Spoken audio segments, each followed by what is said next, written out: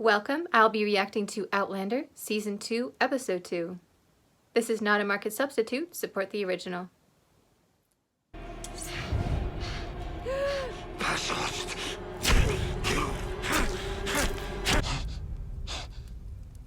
Oh, poor Jamie. I'll be going over this week's receipts. Actually, math might help. It would quiet and focus your mind. Why does Madame insist on making her own bed? They have the silhouette, right? I suppose it's habit. I'm just not used to having servants around me all the time, attending to my every need.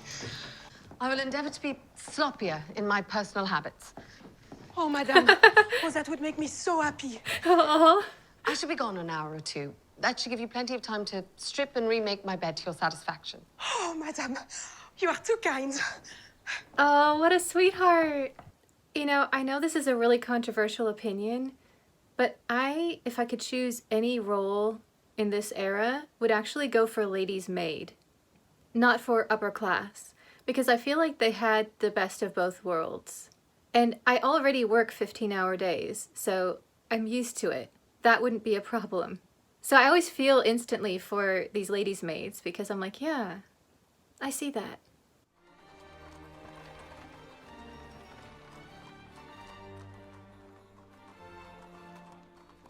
I love this so much. For several weeks, Paris itself remained an endless source of fascination.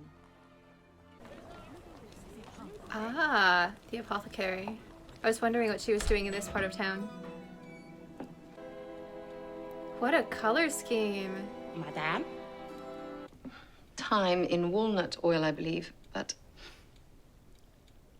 what on earth do you use to make it smell so nasty? Well, that actually is blood. But not crocodile blood. No. It's pig's blood, Madonna. Pigs being so much more valuable than crocodiles. Fortunately, the ladies and gentlemen of the court are more trusting and foolish than you are.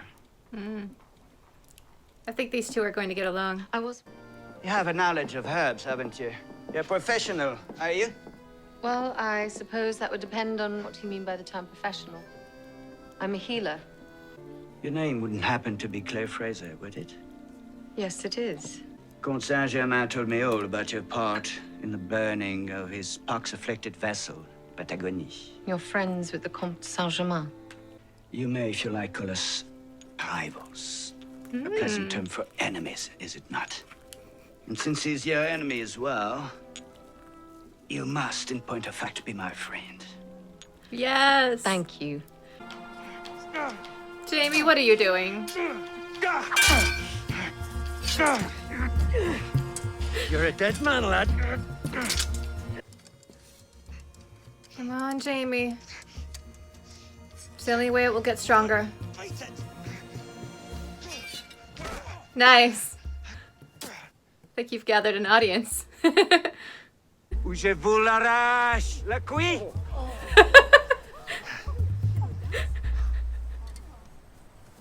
All the French are like, we're overrun by Scots. We're overrun by Scots. Aye, but it's an animal smell. This city reeks of the chamber pot. It's true. Paris was really Is it like- disgusting smelling back then. I read Smell several of books about fresh it. Scottish mud. Huh? Wine is for drinking, not for selling. What would you have me do? Kill the prince, you kill the rebellion. What? No. I'm no assassin. No. But I'm betting there are plenty round here willing to earn that title for a handful of coin. Is your longing for home worth the murder of a prince?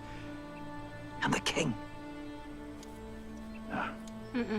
For all we know, the death of his son would make James even more determined to sit on the English throne. Finally. Hopefully it's good news. I'm sorry, Claire. I can't concentrate on a word you say with that bodice. Augusta. Has he arranged an introduction with the Jacobite leaders? It's done better than that. And Jared suggested that you meet Charles at Maison de Madame Elise. That was a dress. Laissez-moi vous présenter. Vos épouses. What? Look at their faces. Terrified. Oh, okay. C'est de ces God Michel. Oh my goodness. We're definitely in France now. Claims you're a man of substance, that you speak your true mind in all matters. I have no desire to add another sycophant to my acquaintances. I have about me too many already. The truth of it is, the clans cannot agree on the colour of the sky. They're not ready to hear the call of the pipes, nor likely to be so for many years to come.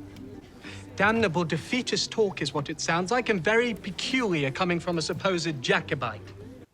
He said honesty, but now he's upset, so I don't know. Scotland is a beautiful country. Its glens, its lochs, its mountains. We're a people of the land. To leave his home, his crops, and charge into a cannon's blast. Really well said. It would appear you have now heard the truth from two loyal Scots. It is God's will that I, Charles Stuart, unite the clans. It is God's will that I be the beacon of light, for I am, by divine right, the outstretched hand of God. Okay, chill. As I am in this country unofficially, I cannot be received at court. Ah. But you, my Lord Brock Turok, be my advocate for rebellion, for your prince, and for the God that sits in judgment of us all. Wow. Hey, well. I loved the Narnia books when I was a kid growing up. And before you're wondering, what does this have anything to do with Paris in the 18th century? C.S. Lewis's brother, Warnie, wrote The Splendid Century. It basically looks at Louis XIV, but at Versailles and what actually went on. So rather than the beautiful lawns and what the tourists see, he was talking about basically the day-to-day of a courtier and just how awful they had it. It was completely eye-opening to me as a kid. And from then on, I no longer saw these French palaces the same because of that book. So if you ever have a chance, C.S. Lewis's brother, brilliant historian, check it out. And a dangerous one at that. He'll get us Yeah. all killed if we don't stop him. I wouldn't trust the Prince of Lallybroch's vegetable patch, let alone the fate of Scotland. It was just one meeting. Maybe you might want to keep your voices down. There are servants. Espèce de sauvage de Turc, ne pouvez-vous donc pas être plus délicat? Allow me to introduce a fellow Englishwoman, Lady Brochtwarak, Claire Fraser. Mary Hawkins, madame. Mary Hawkins. You say you wish to go to court. You shall accompany Mary and me to Versailles. Thank you, Louise. Ow! Claire's like, I really just want a regular razor. Thank you.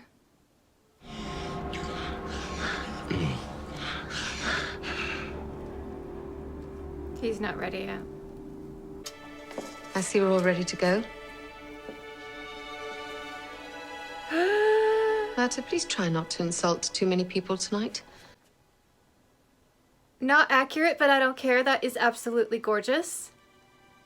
I forgive everything. Sure you don't mean to go out in public like this? I most certainly do. I'll have you know I helped design this dress. Oh, that explains the modern flair. She wanted to make an impression.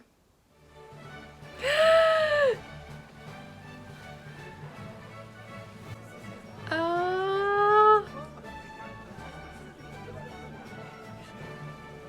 C'est bien toi? Annalise. Who is this? Laisse-moi te présenter une vieille amie, Annalise de Mailhac. Friend. Annalise. It was just one duel. Uh-huh. A very small, insignificant duel. Mm-hmm. Where are we going? To witness the dressing of the king, you foolish man. Oh, wouldn't want to miss that. I'm so glad he's here. Leur langage est si peu harmonieux. No offense intended, my dear. None taken. None taken. Wicked little minx. She's found herself a lover even before the exchange of wedding vows. You'll excuse me, ladies. I need to get some air. I would want to go out into the gardens as well. I am told you are desirous of the company of Monsieur Joseph Duvernay. Since I alone, not of France, answer to that name, it is I you've been praying for. It's indeed an honor. My husband and I... No, there's no need to speak of husbands or wives. No. Instead, let me worship at your feet.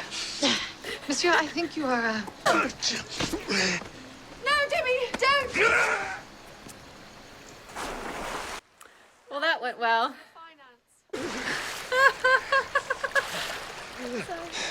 Paris.